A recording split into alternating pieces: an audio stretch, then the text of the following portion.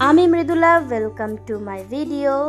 আর আমি অনেক দিন পরে কি বানাচ্ছি, লাল লাল গাজরের হালুয়া। তো গাজরটাকে ভালো করে আমি গ্রেট করে নিয়েছি আর তারপরে ভালো করে বয়েলড করে নিয়ে দেখে নিলাম যে একটু নরম হয়েছে কিনা। তারপরে একটু সাদা তেলে ঘিটাকে ছাতার মাথা বেরোচ্ছিলই না। যাই হোক, অনেক ট্রাই করে ঘিটাকে বের করে গরম করে তার মধ্যে একটুখানি এলাচি ফোড়ন দিয়ে ভালো করে আমি গাজরটাকে ভেজে নিলাম, সিদ্ধ করা গাজরটাকে। তারপরে দিলাম গাঢ় গাঢ় দুধটাকে আগে আমি অনেকক্ষণ জাল দিয়ে প্রায় ছানাই করে ফেলেছিলাম। একটুখানি দুধ রাখলাম যে পরে একটু চা খাবো, তাই দুধ চা খাওয়া লালসাটা তো আর যায় না। যাই হোক, তারপর আমি দিয়ে দিলাম কিছু ড্রাই ফ্রুটস। সেটার মধ্যে আমার ঘরে অল্প একটুই ছিল, পুজো করা আলা ড্রাই ফ্রুট ছিল, সেটাই দিয়ে দিয়েছি, এক্সট্রা করে আর কিছু আনিনি।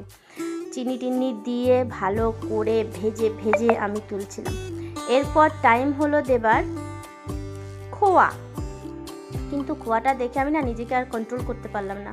তো একটু নিজে খেয়ে টেস্ট করলাম, কি টেস্ট ছিল, মানে ন্যাচারাল একটা সুইটনেস আর সল্টিনেসের মধ্যে থাকে। যাই হোক, খুব টেস্টি লাগছিল।